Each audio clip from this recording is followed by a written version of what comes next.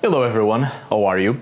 I'm Arith Härger and today I'm going to answer a few random questions. Did you really think this year would end without me doing something special? Well, you are quite right. I almost didn't. It's been crazy, a lot of work lately, and I've been sick, as you know, so I've been trying to catch up. I almost didn't make it. Anyway, I came to spend some time with the family. I can relax a bit for a few days. And if by any chance you are spending the New Year's Eve all by yourself, I'll be here with you answering random questions. The thing is, once in a while on my Instagram, I ask for questions. I give a specific subject and people ask away. This time there was no subject. The point was completely random questions. You could ask me anything, and I can't put enough emphasis on the fact that you could ask me anything. It was completely random, but unfortunately, well, most people went for simple questions, which is a pity, and here I am to answer them, and I hope you enjoy this video. First question. Why the horn sign when praying to the horned gods? Well, I don't want to make a lecture out of this, so I'll try to go straight to the subject as much as possible.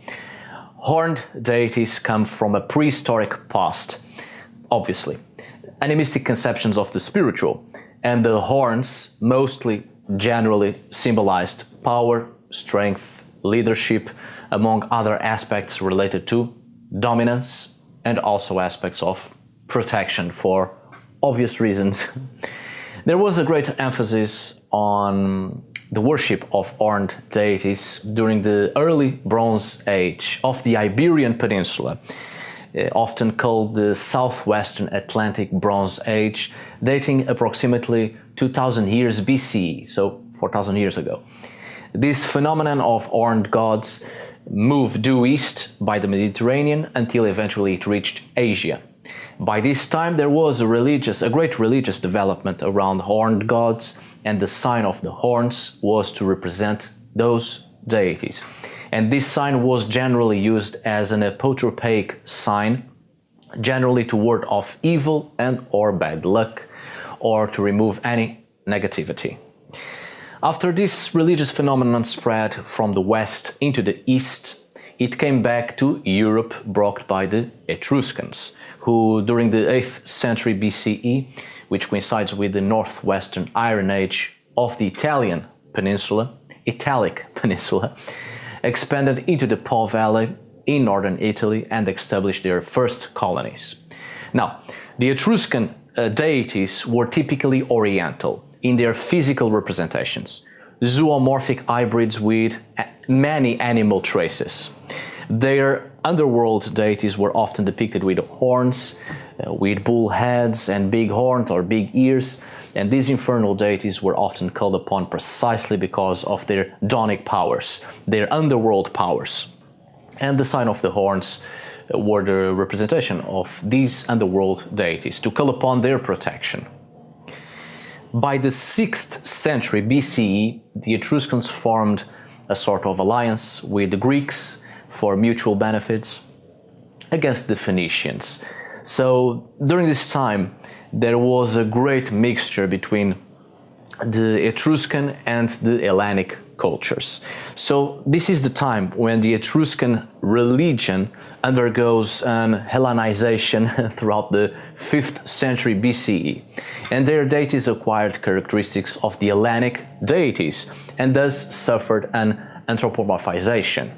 They ceased to be animal hybrids and started to be animal-headed human figures or human figures with animal-made clothes and specific physical representations of the animals they once were. So this is when we start to see human figures either with animal heads, with horns, mostly the bull, or human figures with helmets with horns, horned helmets. The Etruscan contact with the natives of the Italic Peninsula also made obviously great changes in the religious panorama. The Latin peoples have always been quite fond of expressing themselves with their hands. And we see later on, during the Roman period, there were thousands of hand gestures and signs to express all sorts of ideas, especially for a greater audience and different people who did not speak the language. So the sign of the horns was obviously kept and survived to this day, still as a sign for protection and to ward off evil. In specific parts of Italy, this gesture remained in the folk tradition, but with the fingers pointing down. It is a common Mediterranean apotropaic gesture by which people seek protection in unlucky situations, pointed down, unconsciously related to the horned underworld gods of old, to call for their protection, while pointing up is to ward off evil. Nowadays, the sign of the horns is used during religious rituals in Wicca to invoke or represent the horned god, mostly to represent Cernunnos. But in fact, this gesture originally came from the representation of underworld gods.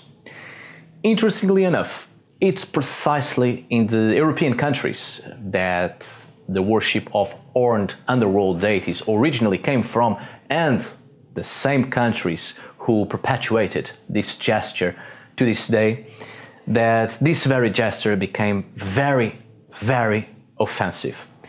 Portugal, Spain, Italy, and Greece. Usually only the very old people who live in the countryside of these countries still use this gesture as an apotropaic sign, while everybody else take it as something quite offensive. Mostly because of the general collective understanding the Christian Church gave to the sign to call upon the devil or Satan, or to say that someone has horns when their wife cheated on them. That's right. Well, this answer was longer than I expected. I could talk for hours about this, which is very weird, but I promise you this was the only question I received worth elaborating on. Which gods do you invoke to find socks and or pair them? None, because if a sock is missing, it's probably because a house spirit took it. Just leave it be, forget about it, forget about the sock, it's gone forever, unless, of course, the spirit grows tired of it and gives it back. The spirit of the house took it as an offering, so buy yourself a new pair of socks. What do you do during your free time? I work some more. Will Europe become tribal again, or the future will be made of a technological society? Well, Albert Einstein once said that he didn't know which weapons would be used in a third world war, but he was certain that it would be sticks and stones in a fourth world war. So a major catastrophic event by our own hands will certainly throw us back into the Stone Age. Might not be a world war, but the way things are going and being conducted, it's probably due to major climate changes. What's your favorite deity? Well, you know, one with a big heart and a kind deity. Well, obviously I don't have a specific one, but actually I'm more inclined to representations of the divine that reflect something more animistic, something much more primitive, raw, primeval, that projects the interaction between the human and the natural world. Cats or dogs? Well, I'm trying to go vegan. Favorite ice cream flavor? I don't like ice cream. Yes, I know, I'm a monster. River, beach, or swimming pool? Definitely a lake. There is always a strange woman giving out shiny and sharp gifts. And of course, something closer to nature is always to my liking. What is something you feel is lacking from an engineering standpoint in archaeology? Well, I'm not sure how evolved archaeology is where you are from, but from where I'm standing, we are very traditionalist and still use a lot of shovels and buckets. Unfortunately, the engineering aspects of archaeology are quite archaic at my end. If a genie granted you 3 wishes, what would they be? Well, I have read enough about genies to know that they never give anything totally for free. There's always a catch. Asking for peace on Earth, for instance, the genie would probably wipe out the entire human population. So I would ask it to leave me alone. I try to make my own wishes come true. It's safer that way. If you could go back in time to an ancient civilization, where would it be and why? Honestly, I wouldn't pick a specific civilization, but I would pick certainly a specific period in history, and that would be the Mesolithic, most likely. From the archaeological point of view, and from the few Mesolithic contexts I was lucky to work in, I think that was by far the best period in human history. A perfectly well-balanced climate, the Ice Age had just come to an end, and there was plenty of new species, especially flora, and a lot of seaside mollusks as well. There wasn't a well-structured agriculture established yet, so no need to bring down thousands of acres of primitive forests, which just increased the amount of food which could be gathered in the forest, obviously. Human beings lived in harmony with nature. There was actually a sense of balance and harmony with nature. There was only seasonal settlements, so not constantly living a nomadic life, which can be quite tiring, but at the same time moving occasionally to different places, different seasonal locations, which is also perfect to prevent the physical anomalies provoked by a sedentary way of life. The Mesolithic was the best. What do you think of the theory that runes were just letters and didn't have any extra or symbolic meaning? I think that theory can only make sense in a mind that doesn't study the runes or does not have yet actual knowledge about the historical background of the runes. Because there were already runic symbols before the runes became an alphabet or various alphabets or an expression of a language, actual letters to express words. There are plenty of runic symbols already from the late Paleolithic at least, and they clearly express ideas. They are symbols, representative or describe human and natural phenomenon, as well as forces and principles of the living world and the metaphysical. Only later they became alphabets. It's the continuation of a tradition of symbols that express ideas and then start to express a well-structured language. The oldest runic alphabet that we know of so far is actually from the late Mesolithic, and it isn't Scandinavian. It isn't Germanic even. And I shall talk about that on another video, don't worry. But before runic symbols became the representation of letters, they already existed as representations of a variety of human, animal, and natural phenomenon in general.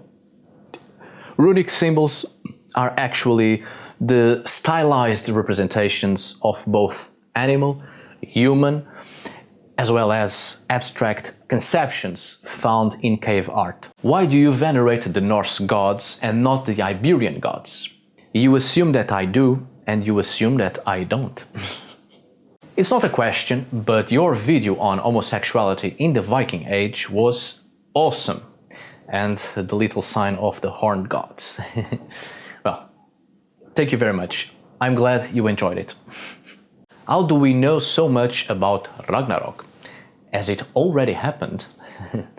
Answering the first part of the question, the myth of Ragnarok comes down to us mostly from Snorre Sturluson. He was a Christian and not a pagan, and he was writing for his Christian compatriots. His objective wasn't to maintain the old traditions alive, nor glorifying the old gods. As I've said before, Snorre seems to have been motivated by the wish to show how his pre-Christian ancestors had already anticipated Christian learning in their myths and poetry. So he retold the Old Norse myths, not completely destroying the myths and creating something completely new, and not reporting on Christian influences specifically in the Old Norse religious sources, but rather consciously seeking common ground between the heathen past and his contemporary Christian times. He created loads of parallels with Christian religious ideas and motifs to show his Christian compatriots that his forefathers had already anticipated Christian teachings. So, we know an awful lot about Ragnarok because the account, in great part, reflects the Christian mythological account or ideas of the apocalypse. The truth is, we simply don't know how common and how important the myth of Ragnarok actually was for heathens. There are no indications that in the heathen past, pre-Christian Scandinavians were actually absolutely focused on this idea of Ragnarok. It's clear that in a pagan perspective, Ragnarok was part of the myths, as the end of a cycle and the beginning of a new one, reflecting the idea of life, death and rebirth, which is perfectly expressed in other myths. But this entire idea of a battle between the gods and the chaotic and evil forces and times of great trials, war, death, famine and destruction doesn't seem to have had a great importance in the religious mentality of pre-Christian Scandinavians. Because there is just too much religious focus on death and destruction and other apocalyptic aspects, which isn't that all common in a pagan mentality. But you will understand this on a future video I'll have for you. Don't worry. Now, answering the second part of the question, if Ragnarok already happened, yes, in a way, in a certain perspective. In a pagan perspective, Ragnarok seems to have been the expression of the end of a cycle. So to the pagans, Ragnarok would be expressed in everything in their lives that came to an end of its cycle and began anew. The end of the harvest season, for instance, and then the beginning of a new year, the rebirth of nature, the growth of nature and the brightness of the new era or the beginning of the new year. Friend, how does karma, free will and runes magic coexist without screwing your life up? Here's free advice to all of you, and you can reflect on this for a while. Everything that happens in our life is the product of our own actions. There is no one else to blame but ourselves. We take actions and we suffer the consequences of those same actions. And it can be destructive or beneficial. Even if particular aspects in our lives are the product of interactions with the actions of other people, say a friend's actions can have a positive outcome in your life, or someone else's actions might be quite negative and destructive in your life. Whatever comes next will be the product of your own actions. It's up to you to act according to what is being introduced in your life by others and by yourself. If someone is trying to screw up with your life, the rest of your life is the product of the actions you decide to take as a response to the actions of others. Whatever you do in life and the result of your actions, it's all up to you. And others' actions that have a direct influence in your life, it's also up to you how you are going to respond to those actions. Favorite artists? That would definitely be Vincent van Gogh. And in terms of illustrations of folklore traditions, is obviously Theodor Kittelson.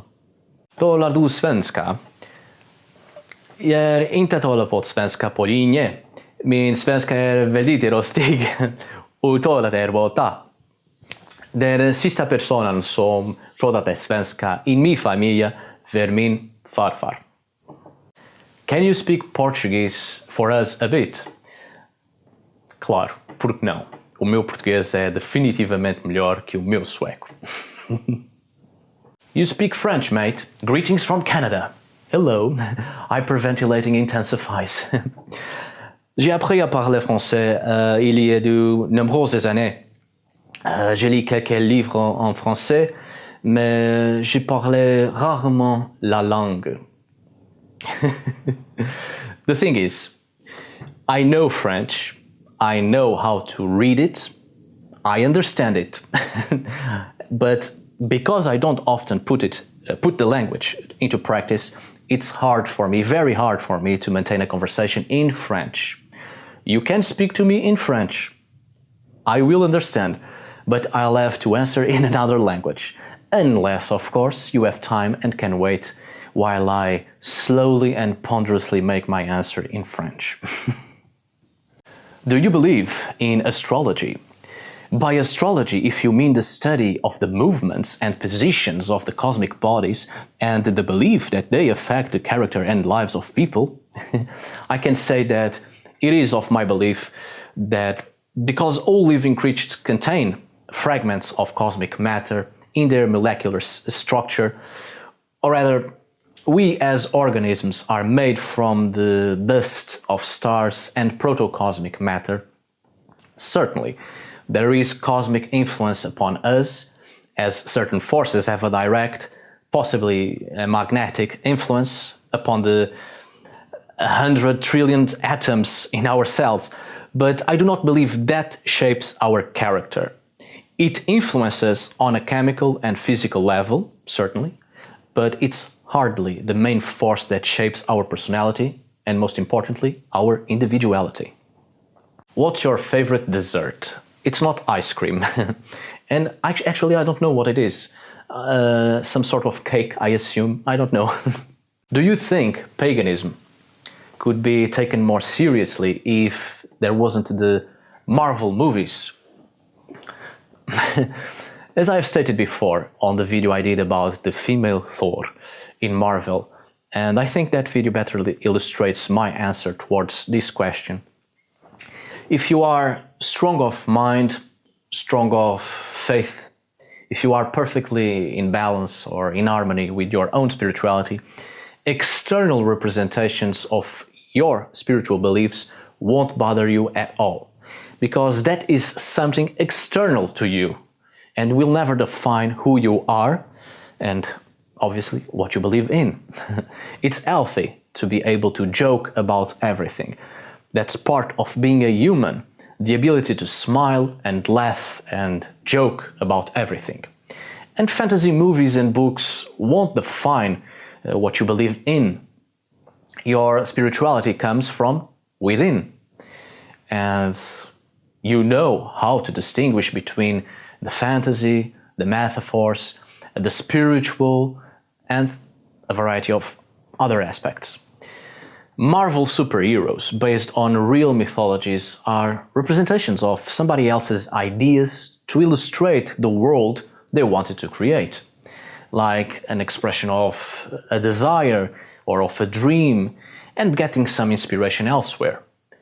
And I believe this is life, a constant flow of inspiration to create our own personal fantasies and live them in a parallel reality of our own. And there is nothing wrong with that. There is nothing wrong with dreaming once in a while. You don't need to follow or restrict your entire life based on someone else's ideas and dreams and delusions. If people are really interested in paganism, they will naturally seek it out, trying to understand what it is, and they will want to learn, and when they gather knowledge, certainly, obviously, they will understand the differences. Where does goddess worship, connection, divine, feminine fit into our mostly male-focused pantheon? I think the question is, where does goddess worship or the divine feminine representation or side fit into the mostly male-focused pantheon? Well, I think the answer is in your question already. Mostly male means that it isn't totally male. So it also includes female, and there you have. But I shall elaborate on that in a future video. I think I understand where you want to get, the point of this question. The truth is, the great worship of male sky gods in various pagan European pantheons was greatly influenced by indo-europeans. And precisely for being patriarchal cultures, their religious background obviously reflected their social reality. Most goddesses or feminine representations of the divine or of nature are pan-Indo-European. From the indigenous peoples, the Indo-Europeans came in contact with and eventually incorporated some aspects of the indigenous matriarchal traditions into their own religious panorama. I will elaborate on this on a future video, don't worry. It will make sense when I do a video about that. Otherwise, I will be here for at least 50 more minutes trying to explain this. At what point did you first encounter paganism? My first contact with paganism was at the age of 3, but obviously I didn't know what it was. I had no idea what paganism even was. But my first conscious contact with paganism was at the age of 15. It was like 3,579 years ago. It was some time ago.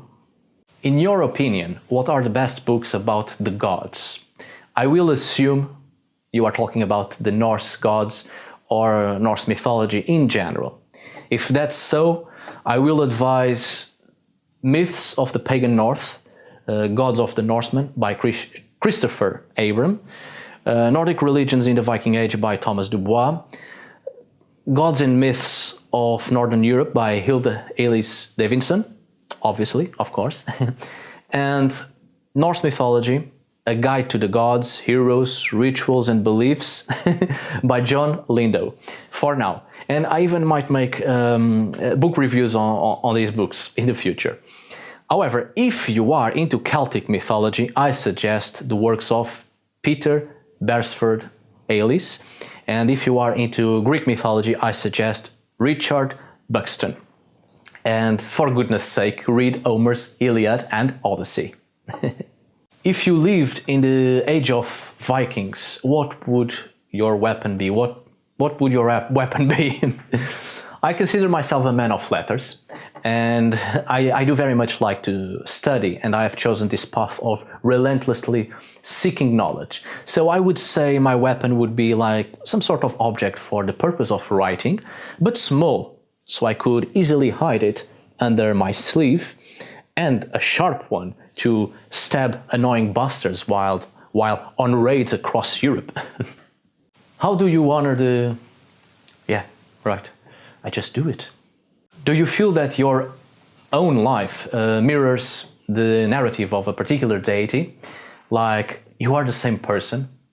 Oh no, not at all. There is no one like me. There is only me. How often was human sacrifice performed in pagan Europe? I think this was invented by Christians. Human sacrifice was real, but not that common. And I have already expressed that on some other video, I don't remember which one, but I'll put it in here so you can watch it. It was not that often and not that common, but it existed. There is the case of willingly being sacrificed, for instance. A good example of that among the Bronze Age warrior cultures of northern Portugal. When a chieftain died, a ceremony was held, and there would be fighting performances in honor of the deceased chieftain or war chief. And warriors in their battle reenactments would die sometimes and would accompany their chieftain into the next world. That was sort of the purpose. And there were sacrifices of prisoners, slaves, but this wasn't extensively done. It's not a Christian invention. but it's more like a pop culture invention, well, greatly fermented by movies portraying pagans as barbaric people with an unquenchable thirst for blood. But the thing is, even among ancient Greeks, for instance, we have all sorts of horrible portrayals of foreigner civilizations they came in contact with, peoples who worshipped cruel gods and sacrificed babies in fire to those same gods.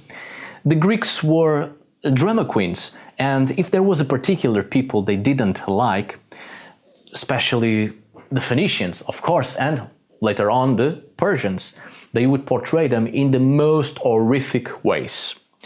It's called hatred speech, and we are left with their hatred propaganda, and we assume it was like that because that's the only source we have about it. And this is the exact same thing as the portrayal of Roman figures, mostly emperors and senators, doing all sorts of crazy things. Most of the written sources we have about them are political propaganda written by the opposition, and it wasn't at all just like that. Let me give you a current example. Nowadays, the opposition wants to denigrate the image of a specific or a particular politician. So in the newspaper, they write that he was caught shagging a horse. 500 years from now, in the future, obviously, if that newspaper is the only surviving source we have about that politician, we will make entire historical books about some politician who lived 500 years ago and was into zoophilia. This is exactly what happened with Caligula, the craziest emperor of the Roman Empire. Certain aspects are clearly political exaggerations, and Nero burning Rome, bollocks. Human sacrifices, however, were real, but not in a great scale, completely out of control, and every day, at every occasion. It wasn't that common. Nowadays, in our societies, there are 10 times more murders in 1 year than human sacrifices in ancient pagan societies in a span of 10 years. Random questions. If you were a bee, what would be your favorite flower? See, this person knows what this is all about. Well, my favorite flower would be one with big and large, a great amount of pollen, of course. How fun it must be the life of a bee, sniffing yellow dust and vomiting sweet slimy goo. So that's it, my dear friends. Such a pity there weren't like really weird random questions. You could have made any sort of question, anything. I would have opened myself to you, but now the door is closed. Until next time, obviously. So be attentive to my Instagram and to the next subjects I might ask. Now, this channel just made 3 years of existence, or rather 3 years since I officially became a YouTuber. Happy birthday to me, and happy birthday to this channel and to the whole community. Thank you very much for being in there and for all your friendship, well wishes, feedback, critics, and obviously your questions and doubts and everything else that gives me enthusiasm and strength to carry on.